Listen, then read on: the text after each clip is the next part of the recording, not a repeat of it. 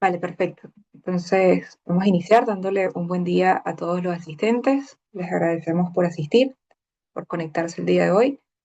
Este es un webinar que hemos preparado. Somos un equipo de consultores especialistas que queremos fomentar el tema del biogás a través de un ciclo de webinars, siendo este el segundo que se realiza, donde el tema principal de esta sesión pues, es la valorización energética del biogás en plantas de tratamiento de residuos sólidos y líquidos. Todas sus consultas las pueden ir dejando por escrito al chat, ya que vamos a tener un espacio de diálogo al finalizar con las presentaciones. Vamos a iniciar entonces con el primer expositor de esta jornada, quien es Andrés Jaque del consorcio Santa Marta. Él es Plant Manager y nos va a hablar acerca de su experiencia en el aprovechamiento del biogás a partir del tratamiento de residuos y una visión desde el relleno sanitario, las técnicas que utilizan para extraer, para filtrar el biogás y también los desafíos regulatorios a nivel de la SEC, entre otros entes que manejan. Así que muy bien, Andrés, te damos allí el pase para que puedas comenzar con la presentación.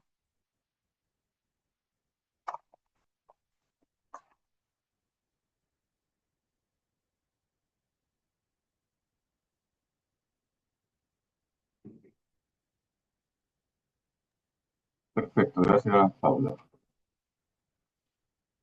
Bueno, muy buenos días a todos.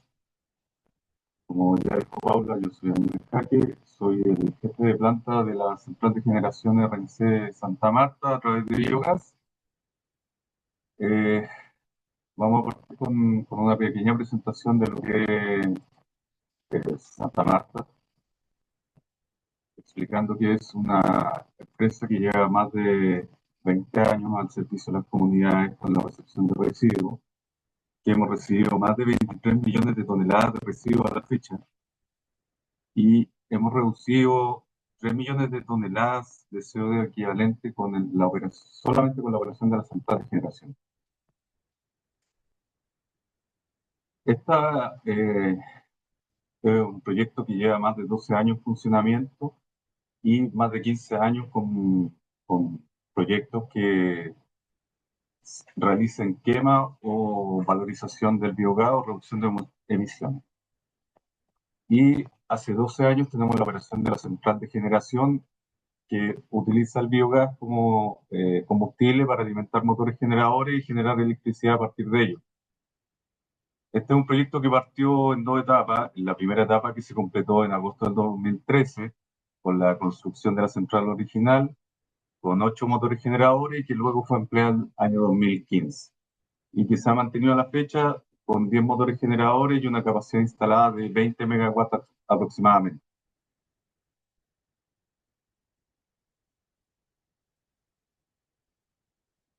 Entonces, les voy a mostrar un poco lo que son las instalaciones hoy en día para lo que es tratamiento de biogás,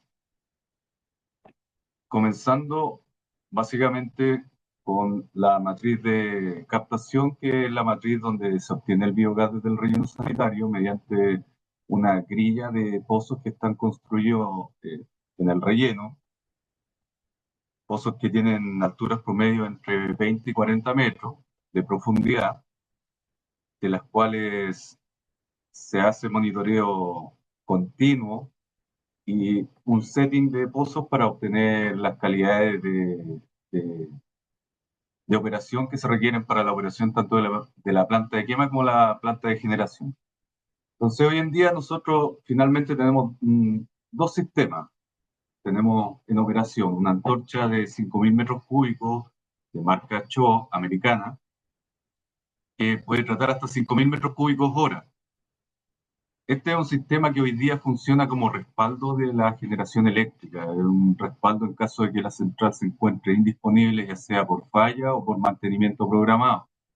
Entonces la idea es que nosotros en todo el proceso sigamos reduciendo las emisiones de metano al ambiente mediante ya sea quema o ya sea la generación eléctrica. Luego nosotros entramos a una cometida que es común entre las dos centrales, por lo tanto funcionan de forma independiente, pero están unidas en un punto común que es la conexión que tenemos hacia las matrices de extracción de biogás.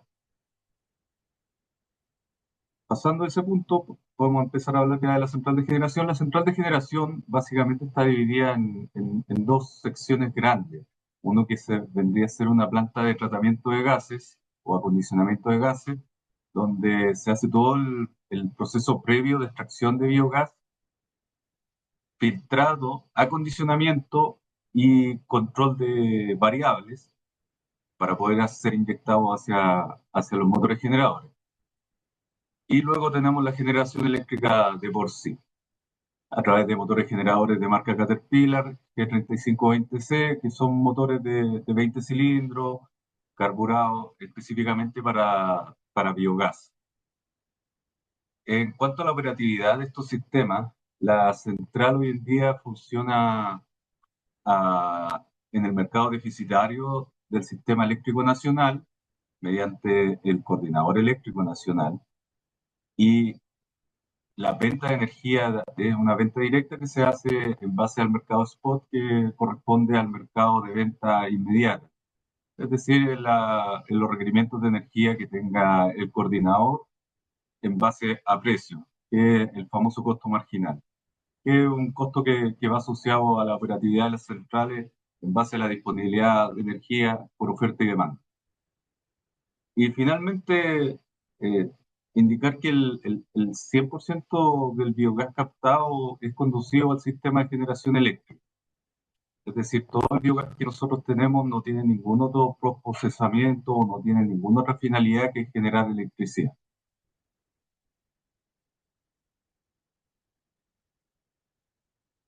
Entonces, entrando un poco en materia, tenemos hoy día en el relleno sanitario existen más de 500 pozos de captación de biogás donde se generan pozos verticales con una perforadora, se hace toda una instalación de drenaje y de tuberías de conducción de biogás y se genera lo que sería un pozo.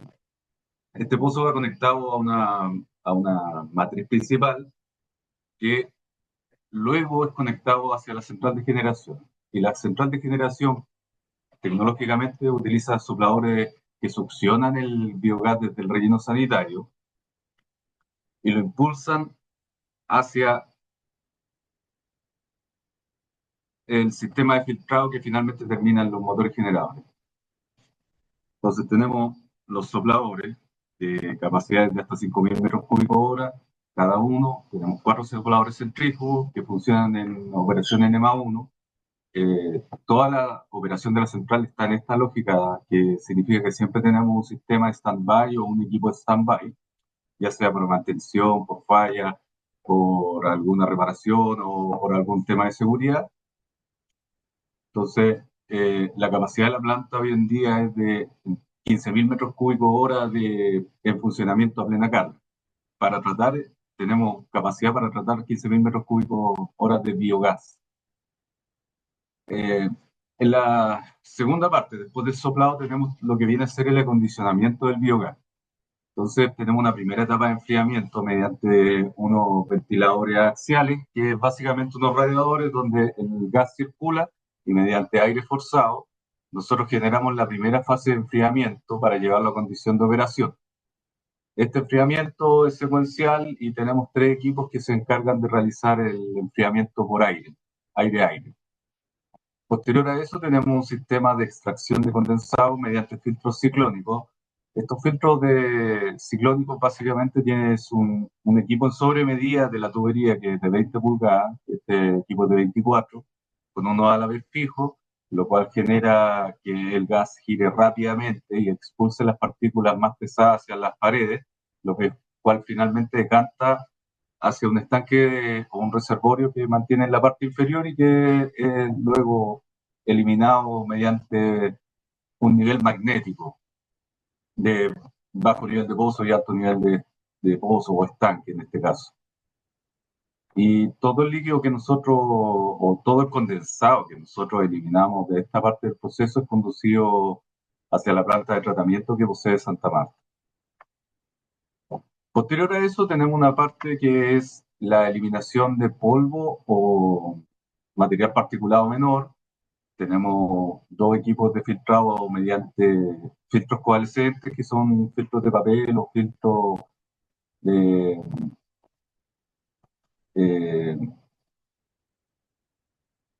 de partículas que filtran hasta 5 micras, con la finalidad de evitar cualquier partícula de polvo o cualquier elemento que pueda ser dañino y abrasivo en la cámara de combustión de los equipos.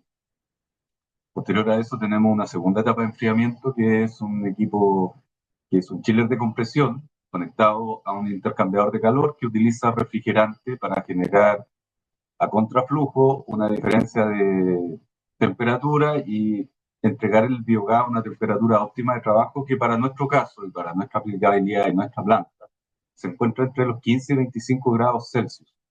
Entonces lo que busca este equipo es enfriar el gas hasta alrededor de 5 o 7 grados y después con una recirculación a contraflujo con el mismo biogás que viene a temperaturas entre 30 y 40 grados, lograr el balance y llegar hasta los 15 o 20 grados. Y finalmente llegamos a lo que vienen a ser los chillers de compresión, perdón, los sistemas de filtrado de siloxano, que son de marca PPT, que hoy en día es Parker, que se llaman biogás autoclean, que son filtros pasivos de doble lecho, que poseen un medio filtrante polimérico de absorción y que poseen además un sistema de regeneración. Entonces, básicamente lo que hacen estos filtros es funcionar en paralelo, donde una carcasa o un lecho se mantiene filtrando y la otra se mantiene en regeneración o stand-by. Este lecho que está en operación va absorbiendo, va perdiendo capacidad de absorción y una vez que entra en la regeneración, comienza aire caliente a eliminar la humedad y a eliminar los componentes menores mediante temperaturas de 150 grados. Este proceso dura alrededor de entre 5 y 6 horas completamente y luego hay un cambio de una transferencia automática que para la operación nuestra está estimada en 12 horas. Con esto la idea es eliminar los elementos de siloxano, que es uno de los grandes problemas que tienen los rellenos sanitarios hoy en día, porque provienen de los productos básicos. Cuando estos se volatilizan y quedan en la inmersión de lo que es metano, oxígeno y los elementos que provienen del biogás, al llegar a las cámaras de combustión y someterse a temperatura y presión, estos generan sales e incrustaciones, tipo sílice o silicosas. Estas incrustaciones finalmente generan degradación acelerada producto de la misma erosión que generan, genera puntos calientes, genera contaminación adicional, generan raya o desgaste prematuro de los elementos móviles de los equipos. Es válido esto para incluso turbinas, siempre hay un desgaste y una pérdida del volumen, volumen de trabajo para la compresibilidad de los gases y es uno de los grandes dolores de cabeza. Tecnologías que hay similares podría ser por carbón activado o hay otra que es por enfriamiento que genera la decantación natural, pero es un proceso altamente energético e ineficiente porque tiene que alcanzar los menos 23,2 grados para su eliminación por decantación natural. Bueno, y en este diagrama además se puede ver donde tenemos los sistemas de control que vendría a ser la sala eléctrica, los sistemas de transmisión eléctrica y los sistemas de respaldo de energía. Tenemos un sistema triple que básicamente tenemos la energía que llega naturalmente acá, que es a través de CGE. Tenemos un sistema que está para servicios auxiliares conectados a la misma línea de producción de energética en 23 kilovolts. Y además tenemos un sistema de respaldo que es un grupo generador Caterpillar, un motor C15 de 550 kVA para servicios esenciales en caso de que estemos en alguna situación de blackout o en alguna situación de desconexión total de energía. De manera de mantener los servicios esenciales que vendrían a ser iluminación, cargadores de batería, elementos que no puedan parar todo lo que son los sistemas de control automático, los sistemas de medida, los sistemas de transmisión eléctrica y todo lo que son las teleprotecciones. Cosa de mantener siempre la operatividad de los sistemas de forma continua. Entonces, eh, lo que me faltó indicar y que también es relevante es que hay un monitoreo de condiciones de operación en varias partes del proceso de la central de generación. En este caso, nosotros monitoreamos continuamente los valores de metano, oxígeno y CO2. El metano básicamente es porque es combustible y al ser, como la gran mayoría de los equipos de gas son equipos carburados, estos tienen que hacer una mezcla que es idónea. El oxígeno, que viene a ser un patrón de seguridad que tiene que ver con la explosividad del metano, por lo menos el metano o el CH4 que se utiliza en este tipo de instalaciones, tiene un nivel de explosividad de 4, o, o 4,8%, estoy bien, que es el valor mínimo de seguridad donde el gas se vuelve explosivo. Esta es una de las condiciones relevantes de seguridad. Entonces, por lo general, para evitar que tenga autoignición dentro de las tuberías, cañería o cualquier sistema de conducción, por lo general todas las plantas funcionan en torno al 2,5% de volumen máximo en el combustible. Por lo general nosotros trabajamos en torno entre 1 y 2%, es el estándar normal. Y el CO2, que es un valor de trazabilidad para saber en qué momento la curva, el nivel de maduración que tenga el biogás en base a las curvas de metanogénesis. Adicionalmente, nosotros llevamos un monitoreo en línea de lo que es presión, caudal y temperatura en distintas partes del proceso. El caudal, básicamente, para medir la cantidad de biogás que nosotros estamos tratando e inyectando a los motores generadores para cuadrarlo con el consumo. Lo que es presión, lo medimos en varios puntos para detectar si es que hay fugas, si llegamos a las condiciones de operación mínima de los equipos, y además para verificar el estado, la condición de los equipos mediante la pérdida de carga, y lo que es temperatura para monitorear cuáles son las temperaturas después de la impulsión mediante sopladores, debido a que aquí hay un proceso de extracción mediante succión y luego una compresión del gas. Lo normal es que se genere temperatura, un aumento de temperatura. Por eso nosotros tenemos un doble sistema de filtrado. Y luego, para verificar la eficiencia de los filtrados, o sea, la eficiencia de los sistemas de enfriamiento y que no entreguemos un sobreenfriamiento de los equipos que también puede ser dañino en el largo plazo. Entonces, lo que estamos buscando aquí es asegurar es que tengamos las condiciones óptimas en la combustión, es decir, que los equipos trabajen dentro de los parámetros para los que fueron diseñados y que estén dentro de los parámetros de configuración actual de la planta, para evitar inestabilidad, evitar deterioro prematuro, desgaste prematuro, contaminación adicional o que tengamos eventos que generen distorsiones en la operación de los equipos. Ya entrando en materia de los motores, nosotros aquí contamos con 10 motores Caterpillar G3520C de 2,5 MVA. Estos motores, básicamente, la nomenclatura que usa Caterpillar es la letra G, indica que son de gas, 35 que es de la serie, 20 por la cantidad de cilindros y C por el tipo de combustible. Entonces, estos son equipos que están diseñados específicamente para trabajar con biogás.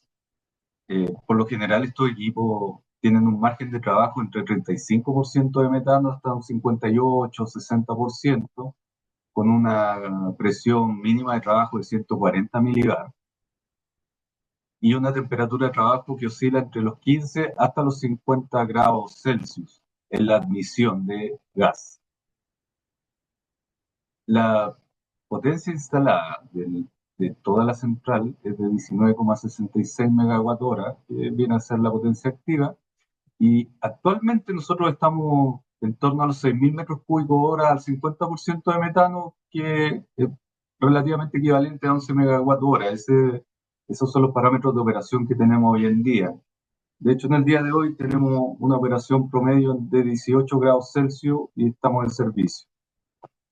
Y finalmente, como un sistema, el sistema de control que nosotros utilizamos es un sistema que se llama Terber, de fabricación holandesa, que es un integrador total, donde el operador, mediante este sistema, puede monitorear tanto las condiciones de operación de los equipos del sistema de tratamiento de gas, los servicios esenciales, servicios auxiliares, consumos, generación eléctrica y la operatividad de los motores generadores como una segunda capa de protección con propia alarma Además, posee las teleprotecciones, todo lo que es sincronismo y todo lo que es monitoreo y comunicación entre equipos para evitar distorsiones que podamos generar nosotros mismos en la línea y controlar los factores de seguridad y de calidad de energía que nos solicita el coordinador eléctrico.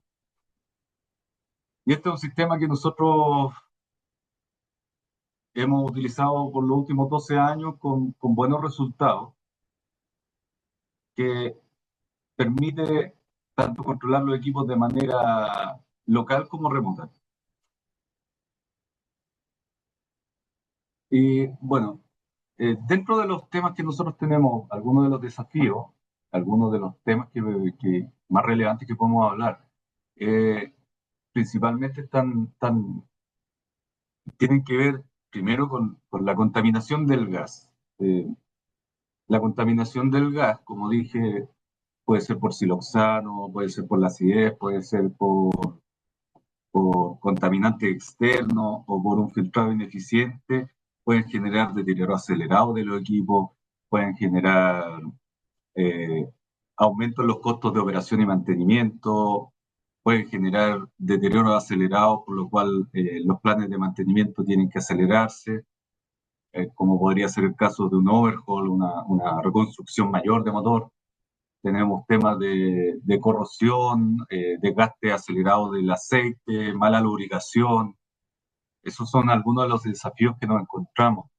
Dentro de eso aparece que, dado que estas operaciones son tan específicas, es difícil contar con proveedores, por lo menos para nosotros que estamos en Chile, con proveedores locales que tengan la capacidad y la potencia para los flujos que nosotros manejamos, porque es una tecnología que está dirigida principalmente a rellenos sanitarios, donde no existen muchas alternativas. Finalmente, son pocos los oferentes, son pocas las tecnologías y son pocos los proveedores.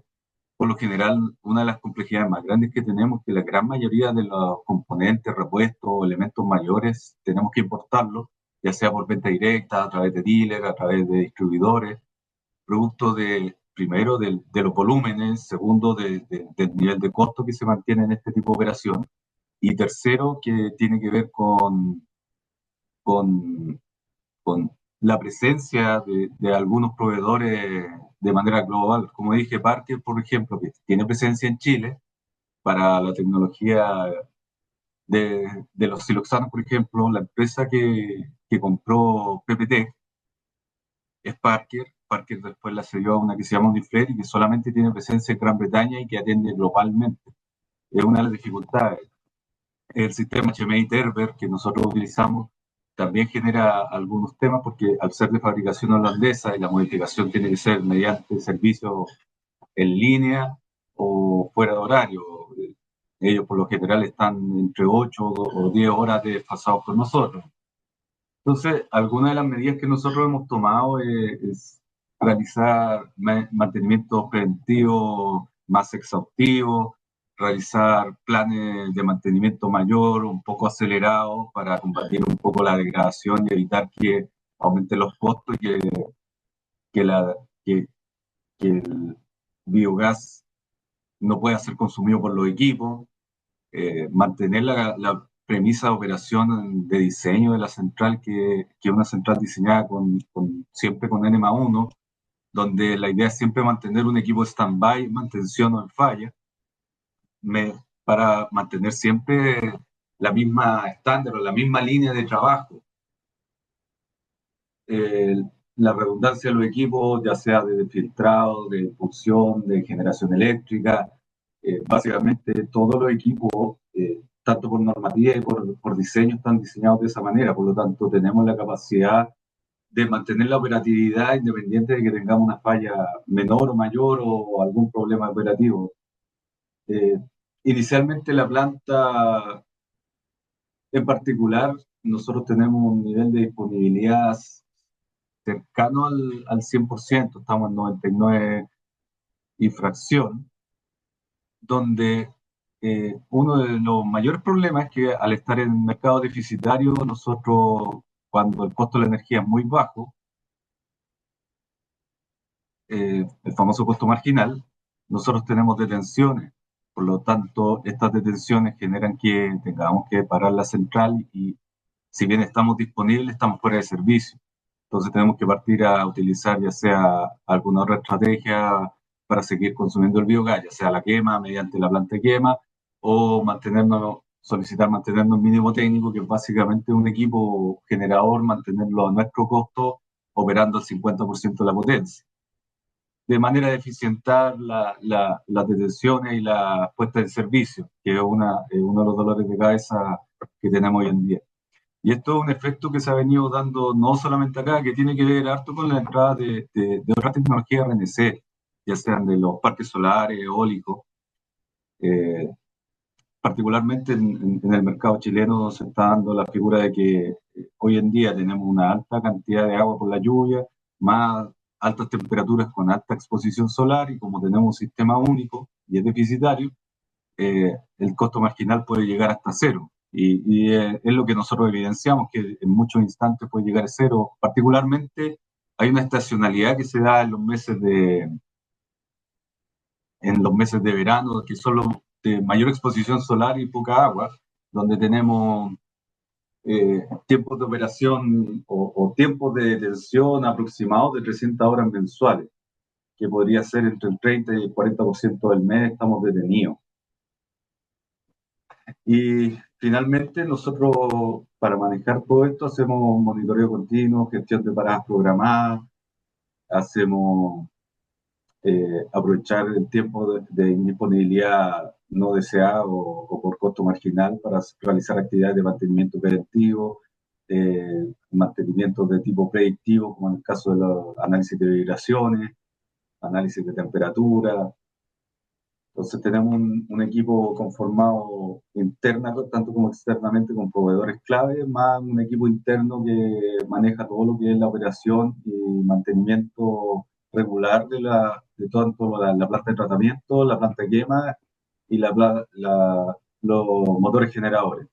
Por lo tanto, una actividad continua que se mantiene 24/7. En torno a nosotros operamos básicamente todos los días del año, todo el año, porque el biogás se mantiene en esa condición. Dale, Andrés, muchas gracias por tu presentación. Estamos con los tiempos. Igual se han Ok, generado muchas preguntas al respecto, así que al final vamos a tener un espacio de diálogo para que pueda responderse todas esas consultas y allí retomamos el tema. ok, Ahora, perfecto. ahora, pues bien, vamos a presentar a Carolina Urmeneta. Ella es ingeniera civil química en biotecnología, procesos, cambio climático, máster en ciencias de la sostenibilidad y actualmente es directora de economía circular de Global Methane Hub. Nos va a hablar acerca del desarrollo de políticas públicas en el país, acerca de residuos orgánicos, desde los marcos regulatorios a proyectos concretos. Así que adelante, Carolina. Ahí. Hola, muchas gracias por la invitación y muchas gracias a los organizadores y a todos los asistentes. Muy contentos de estar en esta presentación.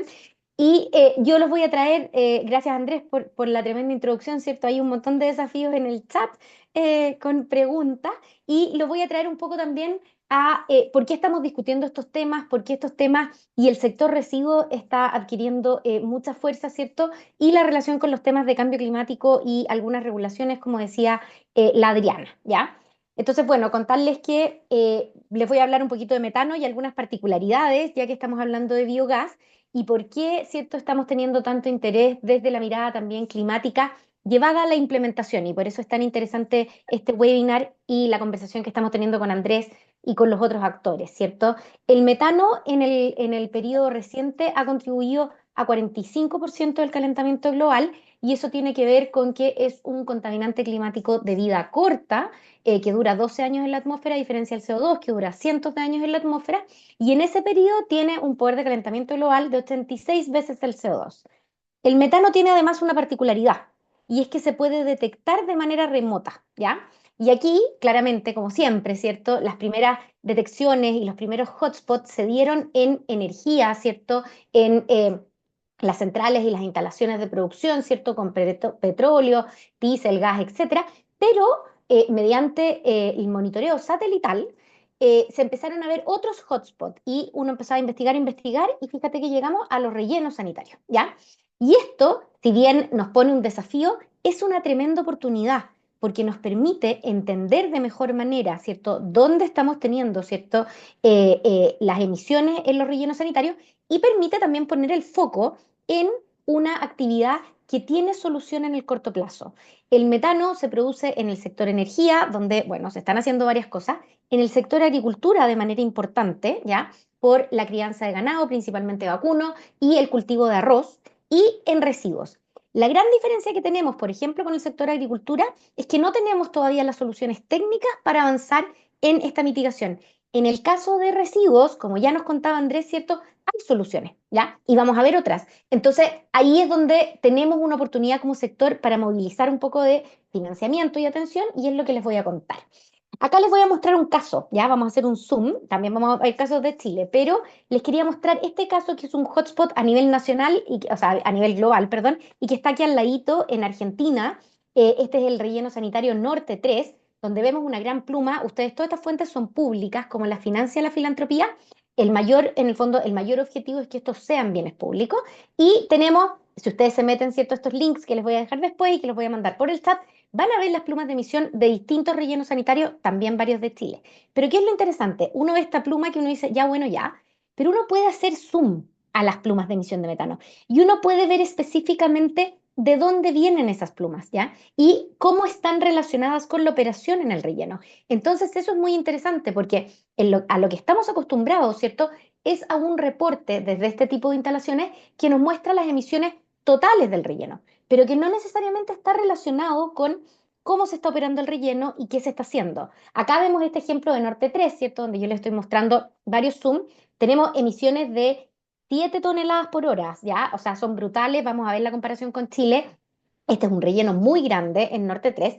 Y vemos que específicamente, por ejemplo, ahí yo les puse la zona C. La zona C es una zona cerrada en este relleno donde se hizo captura, que se hizo un buen cierre y efectivamente no está emitiendo. Tenemos una zona A y B donde se estuvo operando, se mantiene un área abierta y estamos teniendo emisiones ahí. Y tenemos esta zona D, donde tenemos la zona D que está siendo cerrada y que se está capturando metano, y otras donde no, donde tenemos emisiones. Entonces, ¿qué es lo que tenemos? ¿Ya? Que gracias a esos monitoreos y gracias a este foco en metano, ¿cierto? Estamos pudiendo tener discusiones específicas respecto, por ejemplo, y sorry que esta se me quedó en inglés, por ejemplo, a el tamaño que tenemos, ¿cierto?, en el sitio de disposición, ¿cierto?, o el frente activo o el frente abierto del relleno sanitario. Si nosotros analizamos las plumas de esos lugares, vemos que depende mucho del tamaño. Sabemos que ahí muchas veces, ¿cierto?, tenemos recicladores de base y por lo tanto tenemos que trabajar esos temas. Otro tema que también hemos visto y que está bien linkeado, ¿cierto?, a estas emisiones, tiene que ver con retrasos o problemas en la conexión de tuberías para las capturas de biogás, ¿ya? Y otro tema tiene que ver efectivamente con fugas o con problemas en los sistemas de generación o que, como ya lo planteaba un poco Andrés, ¿cierto?, a veces no se pueden conectar, ¿cierto?, a la generación de energía por distintos motivos de cómo tenemos configurada la red eléctrica, ¿cierto? Y eso también genera fugas de metano, ¿ya? Entonces, y por último, también tenemos la cobertura, ¿cierto? Los biocovers. ¿Cómo se ponen? ¿Cuánto se ponen? ¿Cuál es el grosor? ¿Cuál es el tipo de mecanismo que estamos utilizando? Todas esas cosas generan emisiones de metano y lo interesante es que, si bien sabíamos esto, ahora podemos identificar los puntos específicos donde se hace. Chile. En Chile las emisiones de metano son principalmente del sector residuos, ¿ya? El 49% de las emisiones de metano son del sector residuos y se componen principalmente de los residuos sólidos y de los residuos líquidos, entendamos el tratamiento de aguas servidas y los riles, ¿ya? ¿Qué tenemos en cuanto a política pública, cierto? Y en cuanto a regulaciones, que es un poco lo que nos planteaba la Adriana que conversáramos, ¿cierto? Tenemos una ley marco de cambio climático que tiene una meta de carbono neutralidad más tardar al 2050 y ya tenemos meta intermedia al 2030, que la teníamos desde el año 2020 y ahora se acaba de publicar la meta, ¿cierto?, al 2035. Con eso, ¿qué tenemos? Que es nuestra NDC, que es la contribución determinada a nivel nacional, que ya es pública, está en el Ministerio de Medio Ambiente y probablemente se va a entregar formalmente a las Naciones Unidas en septiembre, es lo que se ha conversado informalmente.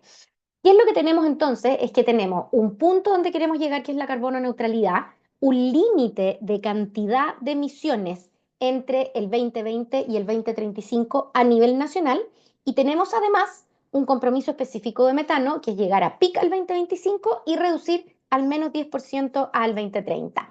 ¿Y qué es lo que pasa? Es que estas metas nacionales se bajan a metas sectoriales y esta cantidad de emisiones que tenemos a nivel nacional se condice con una meta de cantidad de emisiones de CO2 equivalente, por lo tanto con metano, en el sector residuos. ¿Qué es lo que tenemos si hacemos monitoreo en el sector residuos? ¿Ya? Hicimos nosotros, hay monitoreos satelitales y también hemos hecho monitoreos y acá agradecer también la colaboración de Santa Marta y de varios otros rellenos sanitarios que nos han permitido, ¿cierto?, conversar sobre estos resultados y realizar monitoreos con satélites y con drones. Y tenemos buena información, ¿cierto?, respecto a las emisiones. ¿Ya? Las emisiones, ahí como les contaba, ¿cierto? Hay rellenos sanitarios en Chile que estamos teniendo emisiones de hasta 3 toneladas de metano por hora. Yo ya les contaba, ¿cierto?, de Argentina, que tienen del orden de 7, Maharashtra del orden de 6, pero nosotros no somos la mitad de esos países, po. Somos mucho menos en cantidad de población. Entonces tenemos un tema que tenemos que considerar y que tenemos que fijarnos en qué es lo que está pasando. Este ejercicio ya lo hicimos, ¿cierto? Y esto es público. Acá ustedes pueden ver, por ejemplo, como ya habíamos hablado de Santa Marta, pusimos otros rellenos, como por ejemplo el Molle, ¿cierto? Donde vemos puntos de emisión específicos y a qué se deben esos puntos de emisión, dónde está el frente abierto. Lo mismo, ponte tú, en otro relleno en regiones, en la región del Maule, ¿cierto? El Guanaco, etcétera. Tenemos información de muchos rellenos sanitarios. Ahora, ¿qué es lo interesante de esto y por qué esto es importante? Entendemos que tenemos un problema y acaba de salir, ¿cierto?, la semana pasada un nuevo estudio que nos muestra cosas que sabíamos, los rellenos sanitarios están llegando al término de su vida útil, tenemos que solucionar el problema que tenemos ahora y pensar en el futuro. ¿Y qué es lo que sabemos? Es que tenemos un gap en movilización de financiamiento a nivel global, son estos números que les estoy presentando, necesitamos incrementar, ¿cierto?, el financiamiento que se está movilizando para el sector.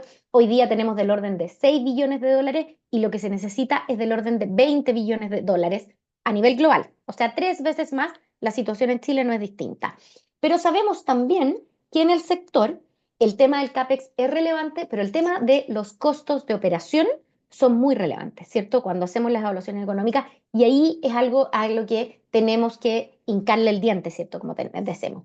Nosotros estamos colaborando, por ejemplo, con los bancos de desarrollo, como el Banco Interamericano, el Banco Mundial y otros, para apoyar una movilización más guiada y específica a los temas de residuos con consideraciones, ¿cierto?, de mitigación de metano, pero también trabajando y apoyando en cómo apoyar, ¿cierto?, la movilización de recursos asociados a la operación, ¿ya? ¿Cómo avanzamos en eso? ¿Y qué es lo que está pasando en Chile? ¿Ya?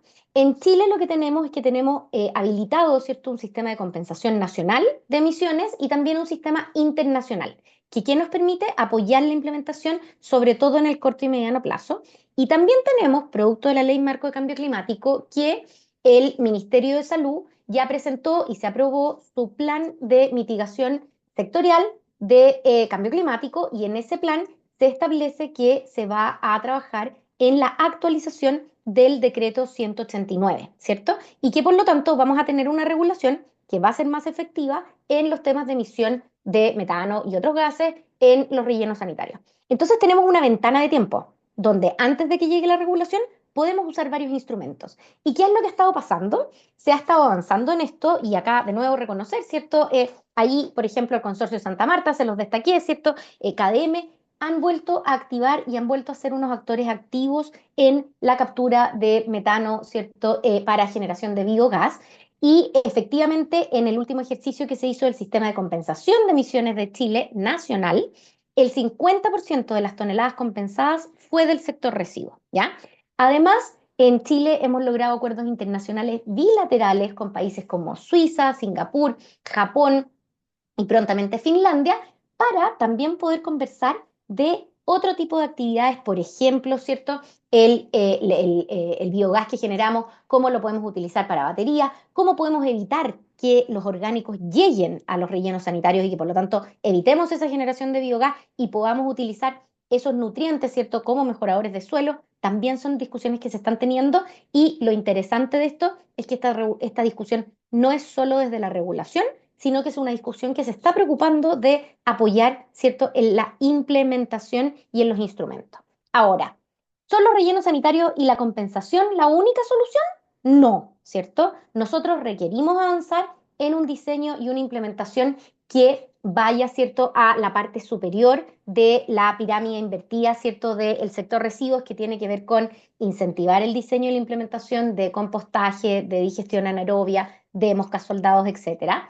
Necesitamos también conversar, y es algo que está empezando a pasar, ¿cierto?, de, por ejemplo, la codigestión de residuos orgánicos con los de sistemas de tratamiento de agua, ¿cierto? Las plantas de agua servida. Las plantas de agua servida, nosotros tenemos varias en Chile y hemos tenido, ¿cierto?, un incremento muy importante y muy destacado a nivel internacional por el tratamiento que tenemos en la agua servida. Y ahí hay algo que ya ha pasado en otros países, que se han preocupado de evitar que los orgánicos lleguen a los rellenos sanitarios. Y lo que ha pasado es que se ha incentivado el compostaje y la digestión anaerobia, y también ha pasado que desde los mismos gobiernos subnacionales o el gobierno nacional, se ha tenido una conversación abierta con los operadores de plantas de tratamiento de agua servida, porque ellos tienen ya aprobada, ¿cierto?, la digestión anaerobia. Y en algunos casos en particulares, para algunos residuos orgánicos en particular, obviamente se puede considerar una codigestión. Esa es una discusión que vamos a intentar, ¿cierto?, incentivar, y que puede ser una buena oportunidad. Esto ya ha pasado en otros países y nosotros lo hemos visto, ¿cierto? Y ha tenido y está teniendo muy buenos resultados.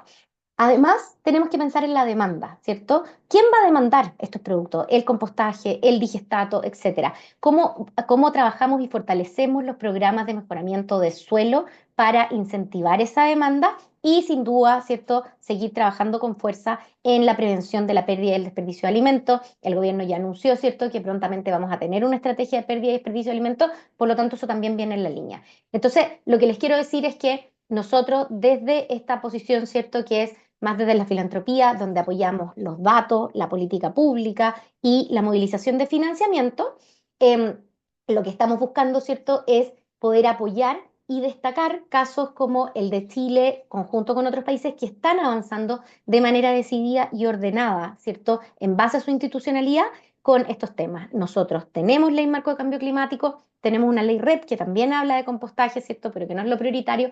Tenemos una estrategia de orgánico. Hay en el Congreso una ley, un proyecto de ley, perdón, para prohibir o reducir el ingreso de orgánicos a relleno sanitario, ¿ya? Que también lo que busca es justamente lo mismo. Por lo tanto, lo que les quiero decir es que las situaciones y las discusiones se están teniendo, ¿ya? Y acá estamos frente a una oportunidad, ¿cierto?, en que tenemos ya habilitado, y que no es lo que pasa en otros países. Nosotros tenemos habilitados y está funcionando el sistema de compensación nacional. El sistema internacional también está habilitado, ¿cierto? Y por lo tanto podemos buscar apalancar recursos, ¿cierto?, en estas ventanas de tiempo hasta tener una regulación más estricta, que de todas maneras va a seguir permitiendo el apalancamiento de algunos recursos, pero claramente vamos ahí, ¿cierto?, de la mano, ¿cierto? Esto es como el garrote y la zanahoria. Eso está pasando en el sector residuos. Aprovechémoslo, la movilización tiene que ser ahora. Hay otro tema interesante que les quiero contar, y ya aquí voy a terminar, que estamos haciendo un estudio, de hecho, en Chile y en Ghana, en África, como pasa que esto está pasando en varios lados, ¿cierto?, con la colaboración del gobierno de Canadá para analizar la proyección de riesgos de incendios en rellenos sanitarios, ¿ya? Esto es un estudio que es bien interesante. Nosotros, como varios de ustedes pueden saber y lo pueden haber revisado, en Chile, producto de la Ley Marco de Cambio Climático, tenemos una plataforma de adaptación que es pública, que se llama ARCLIM, que es un Atlas de Riesgo Climático.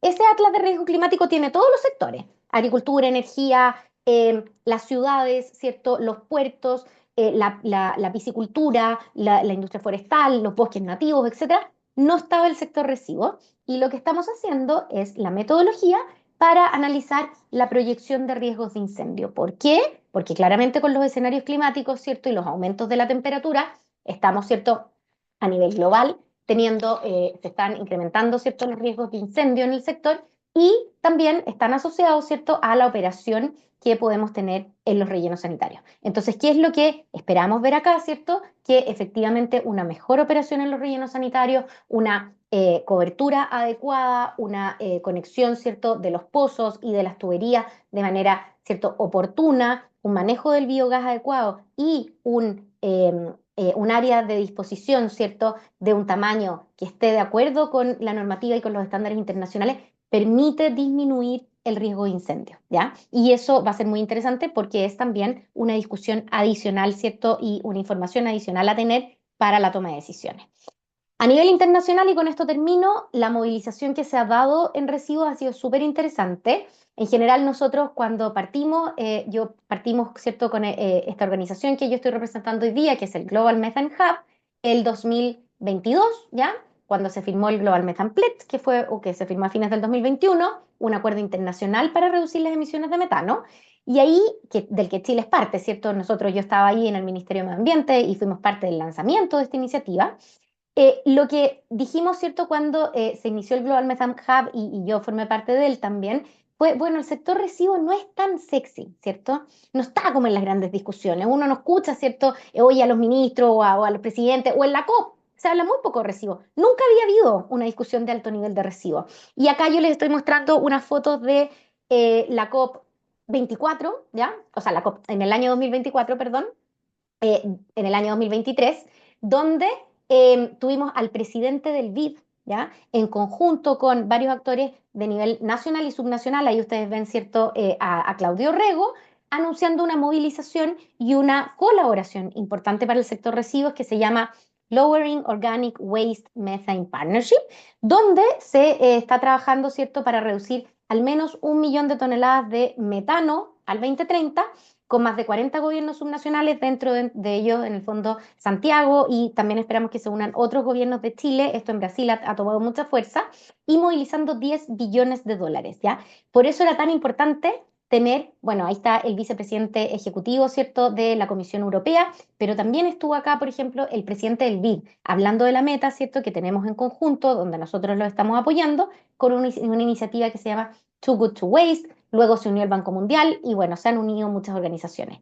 En la COP del año pasado, en la COP 24, pasó que la primera semana Chile y 8 países de Latinoamérica se comprometieron a reducir emisiones de metano de sus residuos orgánicos y incorporar estas metas en la NDC. Chile ya lo está haciendo. Y en la segunda semana se logró, ¿cierto? Y bueno, trabajamos mucho para eso, para que los países responsables de más del 50% de las emisiones de metano en el sector se comprometieran a establecer metas de residuos en su NS y implementar políticas concretas. Esta es la primera vez que tenemos algo así, ¿ya? Entonces esto está pasando. Este año vamos a tener la COP30 en Brasil, que no va a estar exenta de complicaciones, de problemas, ¿cierto?, de discusiones, pero la movilización que estamos viendo para el sector residuos es una muy buena movilización. Hay que contarles que nosotros estamos colaborando mucho con el gobierno brasilero y ellos han seguido un poco el ejemplo de Chile en esto de tener planes sectoriales, tener metas específicas de reducción, y están sacando una estrategia orgánico que está ahora en la revisión final, en el símil a la Contraloría que tienen, ¿cierto?, ellos, para poder publicarla, ¿cierto?, con metas que son bastante ambiciosas y también muy basadas a lo que había hecho Chile, ¿cierto?, que lo publicamos en el 2021. Así que eso es lo que les quería contar. Solo decirles acá como finalmente que el metano es como un freno de emergencia al calentamiento global que tenemos, y el sector residuos ahí tiene una tremenda oportunidad. Así que muchas gracias y feliz de después de recibir preguntas. Muchas gracias, Carolina. Recuerden que bueno, el espacio de diálogo y de preguntas lo vamos a tener al finalizar con todas las presentaciones, así que pueden ir dejando todas las consultas en el chat. Y ahora vamos a presentar a Hernán López, quien es ingeniero civil eléctrico y máster en energía e ingeniería nuclear, y actualmente es gerente del área de implementación de proyectos en Implementasur. Así que adelante con la presentación.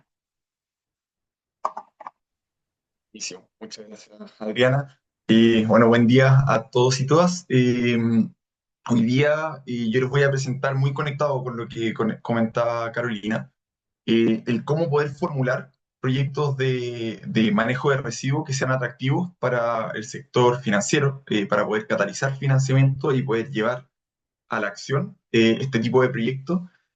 Como bien dijo Carolina, hoy día la preocupación y la agenda climática ha puesto en el centro los contaminantes climáticos de vida corta, como es el metano, y el sector de residuos cada vez más importante, ¿cierto? Sobre todo porque también tiene otro tipo de beneficios, no solamente climáticos, sino que también sociales, económicos. Entonces, ha ido tomando mucha más importancia, ¿cierto?, durante estos últimos años. Y por eso también es importante el poder formular proyectos que sí sean atractivos, tanto para el sector privado, pero también para el sector climático, considerando que existen nuevas vías de financiamiento, nuevos instrumentos dedicados también para este tipo de proyectos. Eh, entonces, es importante saber navegar y sortear, dependiendo de cada contexto de los proyectos, cómo estos deben ser formulados de manera correcta para poder apalancar financiamiento, que siempre es el punto más, el punto de dificultad, digamos, o la barrera principal para los desarrolladores de proyectos.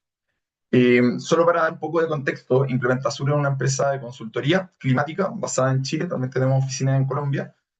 Parte de lo que hacemos tiene que ver con residuos y muchas empresas también nos preguntan el cómo pueden incorporar otras vías de financiamiento, otras vías de ingreso para que estos proyectos puedan llevarse a cabo y puedan ser atractivos. Entonces, un poco eso es lo que yo voy a traer hoy día, qué tipo de herramientas utilizamos, de qué manera hacemos este tipo de análisis, qué consideraciones tomamos para poder formular estos proyectos. ¿Ya?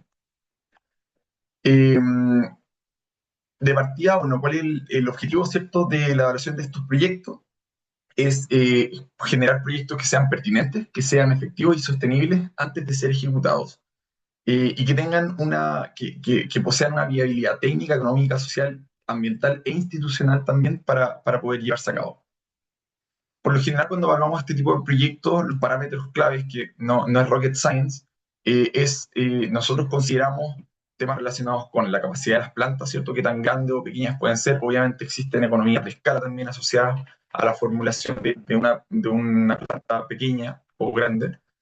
Eh, los costos de inversión y de operación, los parámetros financieros también del proyecto, el cual son los plazos de amortización, los periodos de gracia, las tasas que se están obteniendo según la configuración del proyecto, y obviamente las fuentes de ingreso, que bien sabrán que las fuentes de ingreso hoy día para proyectos de biogás sobre todo son variadas, pueden venir de muchas partes, dependiendo del contexto del proyecto.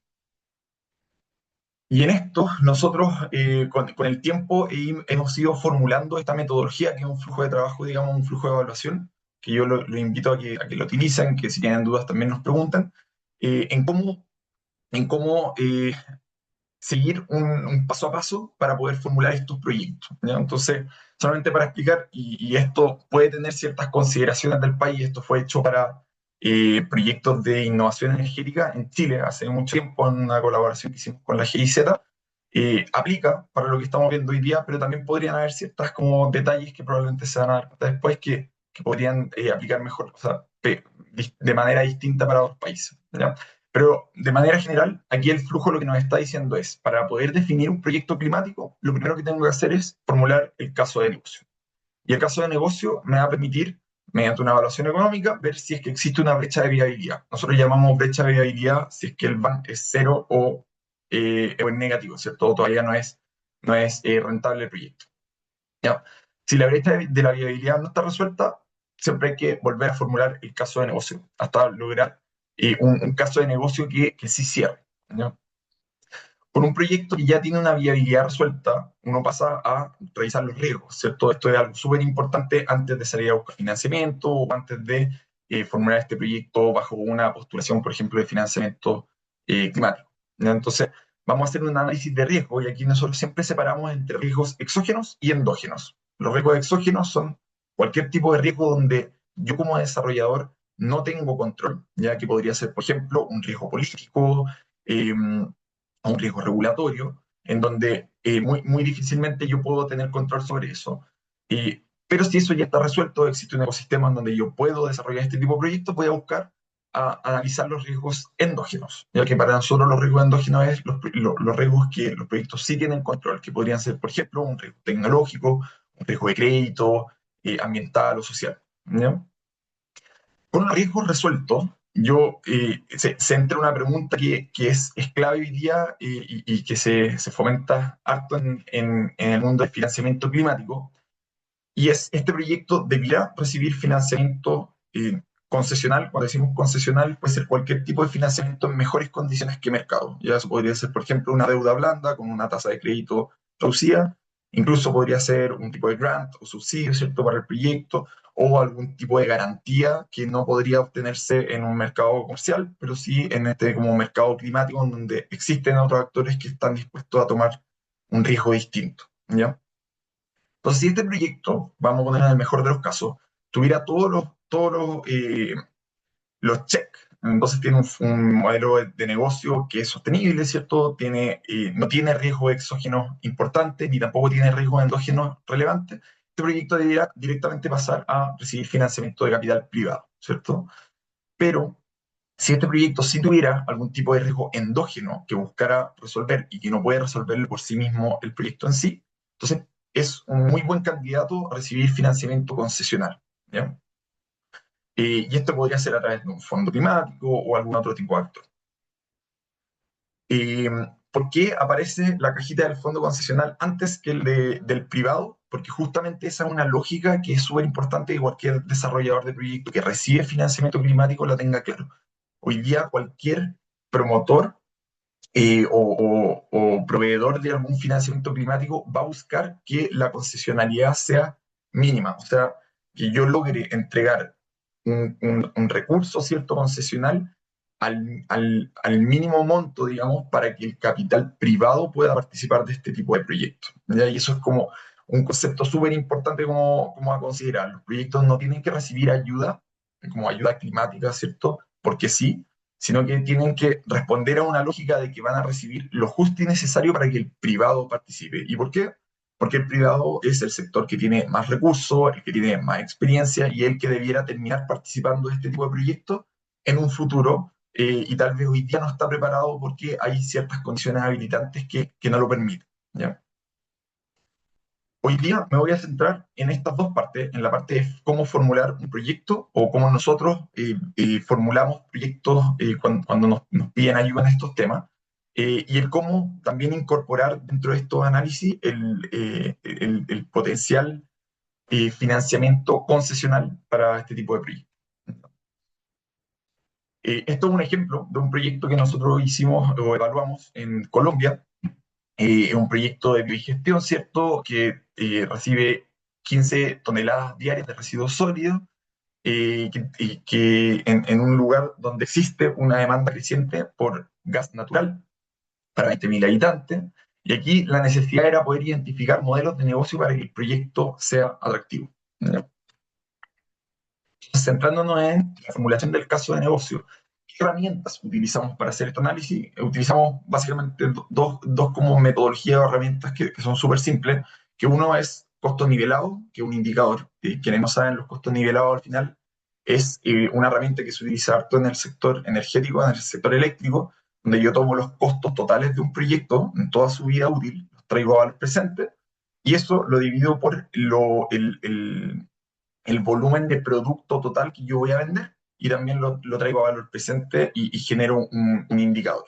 ¿Por qué son importantes el costo nivelado? En caso de la electricidad, si es que yo saco el costo nivelado eléctrico, me está diciendo a cuánto tengo que vender la electricidad para recuperar mis costos en toda la vida útil del proyecto.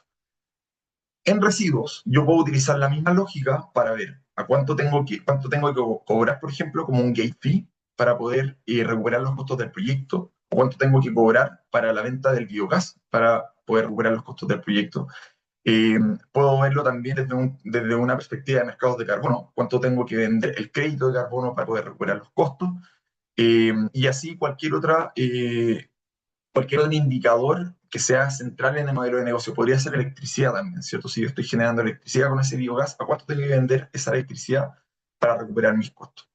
Y entonces un indicador interesante siempre tiene salvedades, tiene muchos supuestos los costos nivelados, entonces hay que tener cuidado con cómo se utilizan, pero es un muy buen indicador para poder hacer este tipo de análisis. Y después, por otro lado, son análisis de sensibilidad. Entonces, nosotros vemos cuáles son las variables más importantes para el proyecto y el contexto en el que se desenvuelve el proyecto, para ver cuáles pesan más y, por lo tanto, dónde deberíamos centrar la atención en la evaluación del modelo de negocio.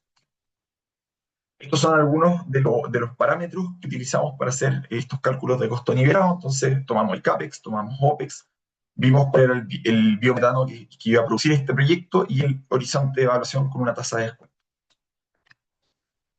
Y con esto llegamos a un costo nivelado que aquí hago la salvedad, esto es un costo que no está considerando ningún otro tipo de ingreso en el proyecto. Y entonces este es como el paso uno, digamos. Y nos dio un costo de $44 por millón de BTU para la venta del biogás. Eh, Pasa que esto es un costo súper elevado. De hecho, en Colombia el costo del gas natural está en $7,5 por millón de BTU. Entonces, estos son casi 6 veces más costosos que el mercado normal. Entonces, lo que nos está diciendo es que tenemos que incorporar otro tipo de ingresos para que el proyecto sea atractivo.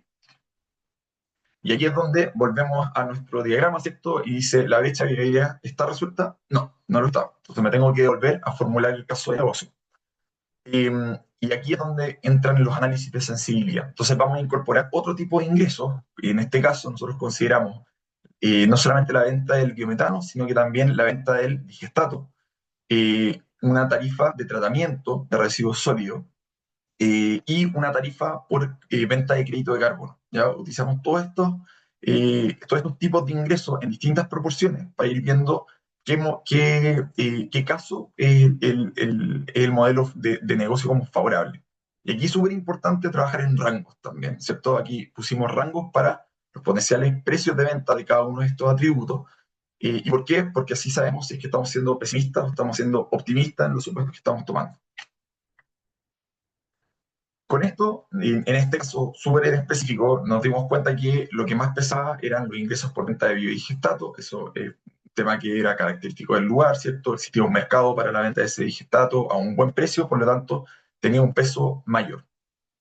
Pero aún así podíamos considerar otros tipos de ingresos, ¿cierto? Como la venta del biometano e incluso también tarifas de tratamiento o ventas de crédito de carbono.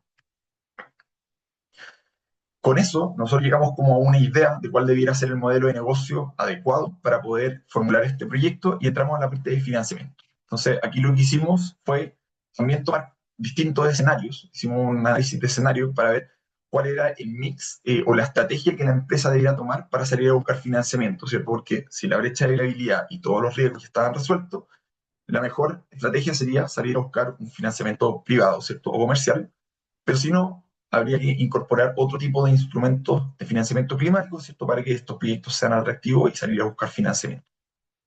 Entonces aquí nosotros consideramos 4 escenarios. Un escenario que llamamos financiamiento no reembolsable, un financiamiento comercial, financiamiento concesional y financiamiento mixto, que básicamente consistía en estas características, ¿cierto? El financiamiento no reembolsable es un subsidio al CAPEX del 100%, que es algo que pasó en un proyecto piloto, ¿cierto? En el que se basaba este proyecto.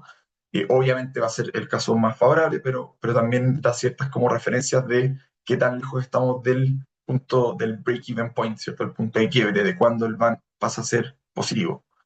Un escenario de financiamiento comercial, ¿cierto? Con tasas de interés a costos altos, con un porcentaje de capital 30% y un porcentaje de deuda 70%. Financiamiento concesional, en donde estamos considerando que la deuda tiene una tasa de interés menor, ¿cierto? A tarifa concesional, a un mercado acorde a financiamiento climático, ¿cierto? Con tasas de interés de 5% y un financiamiento mixto en donde existe una deuda que viene con características concesionales y también con características comerciales. Y aquí la conclusión es que un escenario de financiamiento concesional es uno de los escenarios que debiera salir a buscar esta empresa. Entonces, dicho lo anterior, con esto la empresa o el proyecto tiene claro cuál tiene que ser los ingresos que tiene que salir a buscar, ¿cierto? Y por lo tanto, qué tipo de acuerdos tiene que generar para poder asegurar esos ingresos en la vida útil del proyecto. Y además sabe que tiene que salir a buscar financiamiento concesional, en donde existen distintas ventanillas donde va a poder postular, ¿cierto? Para luego salir a buscar financiamiento privado. Algunas de las conclusiones entonces de este tipo de análisis que ya mencioné, bueno, el costo nivelado, ¿cierto?, del biometano era mucho más alto de lo que vemos en el mercado normal y por lo tanto es necesario asegurar otro tipo de ingresos en los proyectos. Eh, Esto nos mostró además que el parámetro en el que era más sensible el modelo de negocio para estos proyectos era la venta del biodigestato, por lo tanto ahí el proyecto tiene que poner atención. Eh, y que y que en casos ciertos de financiamiento concesional, incluso yo podría analizar que en un escenario concesional el costo nivelado del biometano baja un 60%, o sea, se reduce bastante. Y por lo tanto también podría incluso, como tomador de decisiones, esto no para el desarrollador de proyectos, sino que para el municipio o para el gobierno de Colombia, ¿cierto? Podría tomar ciertas decisiones de generar otro tipo de regulación, como por ejemplo regulación de cuotas, en donde se incorpore biogás en la red de gas natural. eh, y eso analizamos que pegaría muy poco en el costo final del cliente si se utilizara un mix de 5% o 10%. Entonces también ahí aparecen algunas recomendaciones regulatorias de qué se podría hacer. Y eso, te devuelvo la palabra, Adriana. Vale, perfecto. Bueno, ahora vamos a tener un espacio con Andrea Móraga, quien es ingeniero civil químico, lidera la unidad de hidrógeno y sostenibilidad del Instituto de Investigaciones de la UDEC, es socia fundadora y exdirectora de H2 Chile y Continuas Soluciones. Andrea, tienes la palabra. Muchas gracias, Adriana. Hola, muy buenos días a todos y todas. Yo voy a compartirles ahora una presentación. No sé si pueden dejar de compartir para que yo pueda compartir mi presentación, por favor.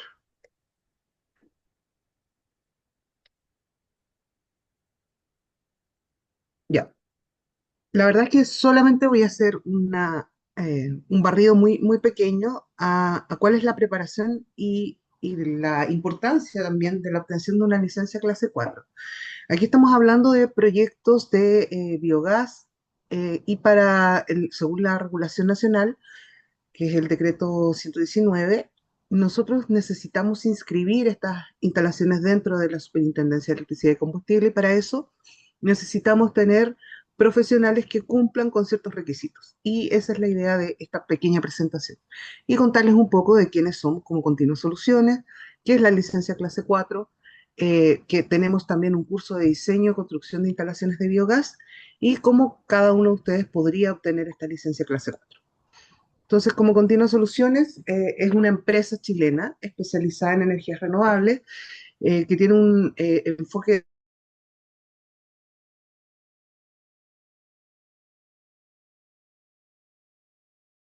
de hecho con temas de biogás. Y enfoca sus servicios en tres áreas principales: ingeniería e inspección técnica, capacitación e información especializada y asesoría y gestión de proyectos. Aquí hay algunas cosas que hemos hecho como Continuas Soluciones.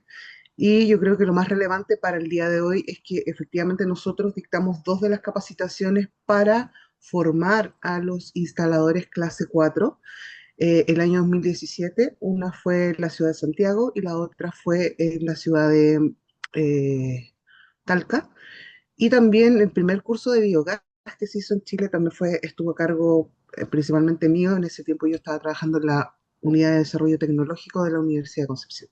Hemos hecho varias asesorías y estudios relacionados con biogás, con metano biogénico en general, y eh, también hemos trabajado directamente con plantas, haciendo inscripciones de plantas, haciendo asesorías, levantando brechas en cuanto a qué es lo que falta para el cumplimiento regulatorio del decreto 119, y también hemos participado en varios estudios, como por ejemplo el GEF de biogás en lechería, estudio de prefactibilidad técnica y económica para el aprovechamiento energético de vertederos en etapa de cierre en la zona centro-sur, y este que es Promoting the Development of Biogas Energy Amongst Selected Small and Medium Size Agroindustries, que fue el que levantó el fondo GEF para el biogás en lechería. Aquí hay algunos de nuestros clientes, como Continuas Soluciones, y también nuestra experiencia principalmente en electricidad, licencia, tenemos instaladores con licencia C clase A, también en combustibles líquidos para inscripción ante la superintendencia, y tenemos especialistas clase 1, clase 4 y clase 5, que son para instaladores de gas, instaladores de biogás e instaladores de hidrógeno. Todo esto ante la superintendencia de electricidad y combustible. Ahora, ¿qué es la licencia clase 4? Principalmente la licencia clase 4, como les decía, es lo que autoriza a un profesional para poder inscribir la planta de biogás dentro de la Superintendencia de Electricidad y Combustible, que es uno de los requisitos para poder operar. Y esto se indica en el decreto 119 que aprueba el reglamento de seguridad de plantas de biogás e introduce modificaciones al reglamento de instaladores de gas. Y las modificaciones son estas, porque introduce esta nueva licencia que es la clase 4. ¿Qué es lo base para poder pensar en obtener una licencia clase 4? Primero, tener el título de ingeniero civil o ingeniero de ejecución, conforme a lo indicado el punto 2.1. ¿Qué dice el punto 2.1? Dice que tiene que ser de las especialidades mecánica o química. Entonces, necesitamos que sea un ingeniero mecánico o químico para poder pensar en optar a esta licencia clase 4. Después, la otra exigencia es tener un certificado de aprobación de un curso que esté relacionado con el diseño y la construcción de instalaciones de biogás con un mínimo de 27 horas cronológicas, que esté impartido por una universidad, instituto profesional, centro de formación técnica, empresa de ingeniería u otro organismo o entidad que en su giro se encuentre la capacitación técnica. O bien tener un certificado de experiencia laboral en materias de diseño, construcción, operación de instalaciones de biogás, que esté emitido por alguna empresa relacionada con el diseño, construcción u operación de instalaciones de biogás. Entonces, eh, después de que tienen este curso, que ya tienen este título de ingeniero mecánico químico, tienen el curso, después de eso, curso aprobado, tienen que aprobar un examen de competencia. Ese examen de competencia se solicita a la Superintendencia de Electricidad y Combustible, y una vez que la Superintendencia de Electricidad y Combustible decide hacer esta evaluación, ustedes lo pueden rendir. Y esos son los requisitos para poder tener esta licencia. Ahora, dentro de las opciones de curso, nosotros como Continua Soluciones tenemos un curso que cumple con los requisitos del decreto 119, que tiene 9 módulos, partiendo por una introducción, diseño de plantas pequeñas, operación y mantención de plantas pequeñas, diseño de plantas medianas y grandes, operación y mantención de plantas medianas y grandes, certificación e inspección periódica de instalaciones, aspectos de seguridad y riesgo, generación eléctrica y el marco legal y finalmente el reglamento que es el decreto 119 y la inscripción ante la SEC, que es el procedimiento que se tiene que realizar para hacer la inscripción de estas plantas. Porque no es simplemente llenar un papel, sino que esto, aquí estamos hablando de ingeniería de inscripción, y por eso es que necesitan muchos requisitos para poder hacer esto ante la superintendencia. Aquí está el equipo de trabajo que formamos parte de este curso. Bueno, yo, Andrea Moraga, Pablo Amonde, que él es MBA, ingeniero mecánico, especialista en biogás, que tiene licencia clase 1, clase 4 y clase 5. Cari von Osten, que es ingeniero civil químico, magíster en gestión de flujos de masa de energía, magíster en economía energética. Ella formó parte de quienes desarrollaron el reglamento de biogás en Chile. Y el ingeniero Hernán Quirós, que es ingeniero mecánico, especialista en biogás, y también tiene licencia clase 1, 4 y 5, eh, que también él tiene una empresa que se llama Cinca, que ha participado activamente también en el desarrollo de y la ingeniería de plantas. ¿Cómo se puede obtener la licencia? Ya les dije más o menos qué es lo que necesitaban, pero finalmente el proceso va a depender si es que ustedes ya tienen clase 1. ¿Quiénes pueden tener el certificado clase 1? Los ingenieros químicos y mecánicos que han presentado ciertos documentos que acrediten su formación académica principalmente, y ahí ya tienen el clase 1. Entonces, si ustedes ya tienen la licencia clase 1, basta con que adjunten la fotocopia de la licencia clase 1, el certificado de aprobación del curso, y con eso ya podrían, obviamente, tener aprobada y rendida y aprobada la prueba de examen que hace la SEC, y con eso ya pueden optar a tener su licencia. En caso de que no tengan el clase 1, entonces ya tienen que adjuntar certificado de título, fotocopia del carnet de identidad por ambos lados, una fotografía y un comprobante de domicilio, además de tener rendido y aprobado el examen, más el certificado de aprobación del curso. Todo esto igual aparece en la Superintendencia de Electricidad y Combustible. Aquí les voy a dejar el link porque después vamos a compartir las presentaciones. Así que ahí queda el link para que busquen más información a quienes les interesa. Y finalmente, la idea es que si tienen cualquier duda, cualquier consulta acerca del curso, nosotros los invitamos como Continua Soluciones a ser parte de nuestra comunidad, de todos quienes se han formado, tanto en biogás como en hidrógeno. Tenemos más de 500 personas formadas ya para obtención de licencia y en estos dos energéticos que son más nuevos que los que conocemos habitualmente y tradicionalmente provenientes del petróleo. Así que muchas gracias a todos y quedamos atentos también a sus preguntas.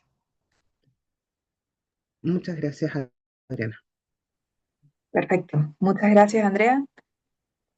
Con esto entonces abrimos el espacio de diálogo para responder a las preguntas que nos han llegado al chat.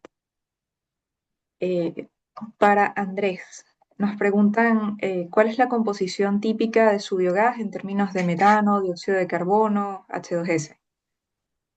A ver, metano por lo general estamos entre 45%, más o menos un 3%. CO2, normalmente en rellenos que están en fase activa, más o menos entre un 10% menos que el valor de metano, en 38, 35%. Y H2S, lo típico en un relleno sanitario, estamos hablando de entre 100 y 150 ppm, pretratamiento. Post-tratamiento, lo ideal es que esté bajo los 15 ppm. Perfecto.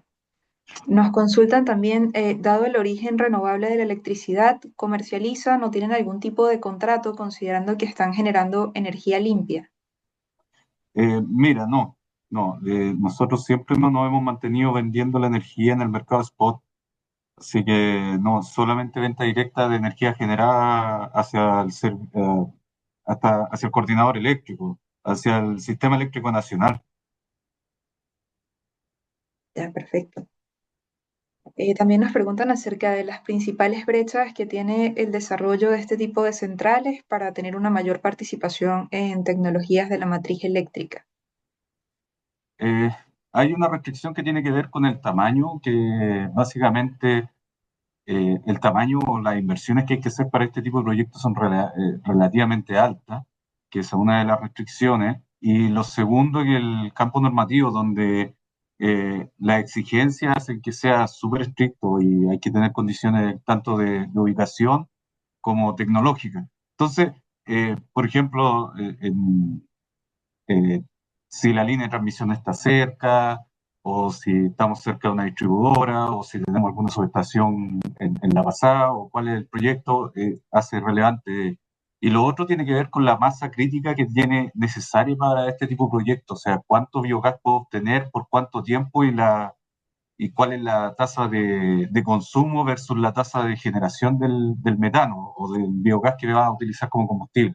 Esos son como los temas relevantes para poder determinar si es aplicable un proyecto de continuidad operacional.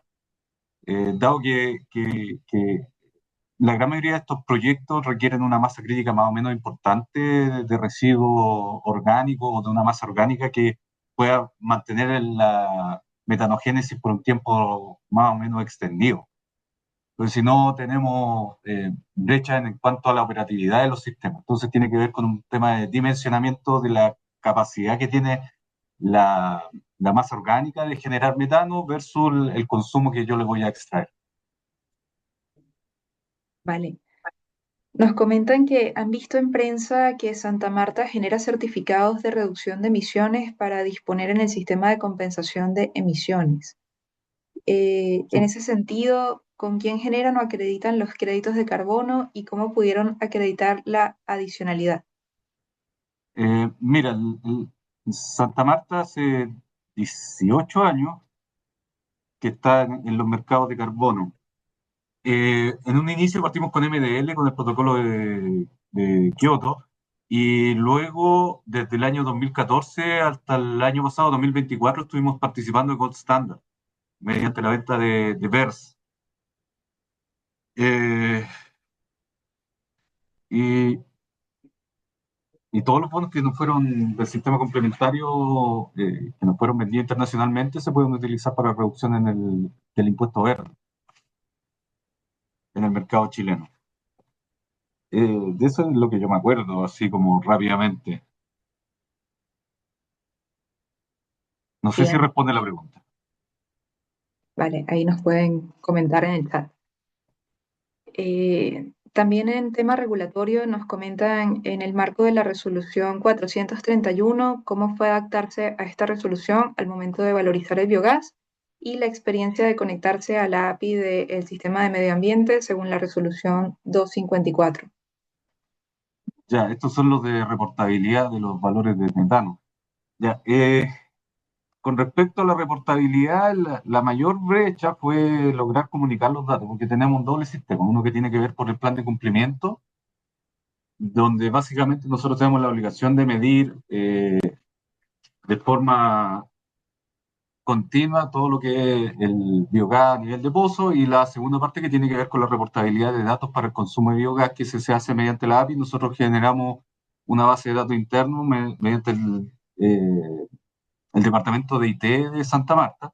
Ellos hicieron una base de datos que reporta automáticamente a la API. El ingreso a la valorización fue en base a los flujos estimativos más las buenas prácticas, que es la verificación de los equipos de medida, que es básicamente la misma información que nosotros usamos para que nos solicita Gold Standard o MDL en su momento para poder hacer las certificaciones de reducción de emisiones. Entonces, usamos la misma trazabilidad durante el tiempo. O sea, son los mismos certificados porque son los mismos equipos que se utilizan, los medidores de flujo, de caudal, de temperatura, presión, para poder hacer las normalizaciones. Vale, pasamos entonces a algunas preguntas que son más técnicas también para ti, Andrés. ¿Ya? Nos preguntan si al pasar el sistema de valorización notaron algún cambio en generación de olores en el radio de afectación del relleno sanitario. Eh, Mira, nosotros tenemos la obligación por RCA de hacer mediciones de olores todos los meses, y adicionalmente se realizan con empresas externas mediciones anuales para verificar si hay una mayor pluma o una mayor filtración. De todas maneras, nosotros tenemos una relación súper estrecha con los vecinos. Entonces, en caso de que haya una emisión excesiva de olores, ellos son los primeros en hacerlo notar. Nosotros nos cuesta un poquito más por la configuración del relleno, pero es una tarea continua, porque viene en parte con los vecinos, con las comunidades que viven cerca, y por otra parte viene con la obligatoriedad de mantener, hacer un control de olores más o menos intensivo. Por lo general, cuando entramos a los sistemas de valorización, sí, está incluido, pero no es tan relevante para nosotros porque el sector donde está ubicado el relleno es relativamente apartado. Sí, de todas maneras, igual nosotros tenemos una comunicación activa con las comunidades cercanas para verificar que no tengamos problemas de olores o cualquier otra incomodidad que les podamos generar. Vale, perfecto. Muchas gracias, Andrés. Bueno, por acá tenemos algunas consultas para Carolina. Nos preguntan cómo se están abordando las políticas públicas de biogás y de digestato en Chile. Sí, yo contesté varias por el chat. Esto parece que no, no sé.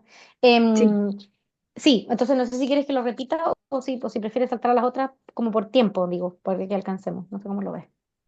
eh, sí, Puedo contestar en líneas mientras, si quieres. generales, Sí, sí, en general, la pregunta que había contestado y que está un poco alineada a cómo se utiliza, ¿cierto? Después el digestato, por ejemplo, como fertilizante, lo que tenemos en Chile y lo que se ha hecho, ¿cierto? Por ejemplo, en las plantas de tratamiento de agua servida, es que el digestato pasa por un proceso de compostaje después de eso, y después de eso es utilizado como bioestabilizado mejorador de suelo. Por lo tanto, complementa el fertilizante, pero no lo reemplaza 100%, ¿cierto? Porque el compost o el bioestabilizado o como el mejorador de suelo, ¿cierto? No tiene todos los nutrientes que se requieren en los fertilizantes. Sí es muy necesario, por ejemplo, y ahí hay un link súper interesante, en toda la agenda, ¿cierto?, que tenemos de restauración de suelos y de biodiversidad. Entonces, es como salir un poco de pensar en los cultivos quizás necesariamente y pensar mucho más en la agenda de restauración, que es una agenda fuerte y muy necesaria en Chile, y que ahí vemos una tremenda oportunidad de la demanda que tenemos que estimar y que tenemos que trabajar. ¿Ya? Es como un gap que estamos viendo ahora, producto de que estamos teniendo esta movilización, de cómo vamos a incentivar más esta demanda. Así que los que tengan estudios, ideas, información, también felices de discutirlo. súper. Por acá, igual, bueno, tenemos otra pregunta respecto a la codigestión de lodos en plantas de tratamiento de aguas con residuos orgánicos. ¿Qué sucede con la contaminación de los lodos que reciben todo tipo de riles respecto a la inutilización del digestato como fertilizante? Sí, similar a eso, ¿cierto? Ahí un poco lo que le respondía es que nosotros en Chile, ¿cierto? Las plantas de tratamiento de agua, si bien a veces reciben, tienen un estándar bien estricto de cuál es la calidad del influente que requieren. Y por eso, en el fondo, ahí el estudio clave, si queremos hacer codigestión, es cuál es el tipo de residuos orgánicos que podrían recibir. En el fondo, nosotros las experiencias que hemos visto, ponte tú en California, etcétera, es que se detalla muy bien, ¿cierto? Quiénes podrían ser los que entreguen en el fondo residuos orgánicos, que no es necesariamente cierto los residuos sólidos municipales, ciertos orgánicos municipales, porque tienen muchas otras cosas y la digestión del lodo en las plantas de tratamiento es muy cierto, en el fondo muy estandarizada y muy regulada. Entonces, es algo que, de nuevo, se puede investigar, se han hecho algunos pilotos acá, pero se tiene que seguir trabajando y si hay disponibilidad, cierto, y apertura, nosotros vemos que es una oportunidad porque se ha aplicado en otros países en Estados Unidos, en China también se está haciendo harto, entonces hay experiencia, ¿cierto?, ya en cómo utilizarlo y en cómo establecer los parámetros de entrada para evitar esas contaminaciones, entendiendo que estamos hablando de un influente que tiene que estar bien normado, que no va a poder ser cualquier cosa. Estoy súper de acuerdo en eso. Vale, muchas gracias, Carolina. Aquí también tenemos preguntas para Hernán. Nos consultan qué tan posible es vender esas cantidades de digestato en ese sector de Colombia. Hay casos donde hay digestatos, pero no suficiente demanda geográficamente bien ubicada para el producto. ¿Puedes explicar de los resultados de ese análisis para este caso de Colombia? Sí, sí, eso también lo respondí por el chat, pero puedo responderlo por acá. Que claro, aquí el análisis no llegó hasta esa parte, eso es como el próximo paso. En realidad, nosotros lo que hicimos fue un análisis más económico, de escritorio, digamos, pero sí se identificaron zonas en donde, o puntos como puntos concentrados en donde sí se podía vender ese producto. Entonces, aquí el próximo paso sería poder hacer esas reuniones, ¿cierto? Que eso se hace en otro tipo de asesoría o asistencia, ¿cierto? En donde se hace el proceso o de matchmaking o de ir juntando la demanda con la oferta, ¿cierto? Pero nosotros llegamos solamente hasta la parte un poquito más teórica. El próximo paso de la empresa debería ser eso, comenzar a acercarse a esos puntos de consumo para cerrar estos acuerdos. Vale, perfecto. Y bueno, por último, tenemos unas consultas para Andrea respecto al curso como instalador C clase 4. Allí también veo que han habido algunas respuestas en el chat. Sí, De igual gracias, forma, Adriana. sí, adelante. Sí, yo contesté también, pero vuelvo a indicar, hay varias personas que nos han preguntado y la verdad es que todavía no tenemos la masa crítica. Necesitamos aproximadamente 20 personas para poder abrir el curso y todavía no está la masa crítica. Una vez que esté la masa crítica, se abre el curso para esas 20 personas que se quieran inscribir. Pero en realidad tenemos un link de preinscripción que lo voy a dejar en el chat, lo ando buscando ahora, para que se puedan preinscribir quienes quieren y el valor bordea las 25 F para que lo tengan considerado. Así que les voy a enviar ahora el link por el chat para que todos lo tengan para la preinscripción. Perfecto, muchas gracias. Bueno, quedaron algunas preguntas por allí pendientes, pero esperamos que se mantenga el contacto que se ha iniciado a través de este webinar con los expositores. Nosotros les vamos a compartir toda la información correspondiente a sus correos electrónicos e incluso la grabación del webinar va a quedar pública en los canales de YouTube de los organizadores, así que les pedimos que estén al pendiente de las redes para que puedan pues mantener el contacto y sobre todo seguir llevando a cabo este ciclo de webinars en el que vamos a tener próximamente una siguiente sesión. Así que con esto le agradecemos a todos los que han asistido de diferentes países, de Argentina, Uruguay, nos han escrito al chat, han comentado también de su experiencia, así que estamos muy agradecidos por este tiempo y esperamos que haya sido enriquecedor para ustedes. En honor al tiempo, ya podemos dar por culminado el webinar y nuevamente agradecerle su participación. A todos, muchas gracias. Que estén muy bien. Chao, Muchas gracias. gracias. Gracias, Gracias. gracias por la organización. y la asistencia. Gracias. Gracias. Gracias.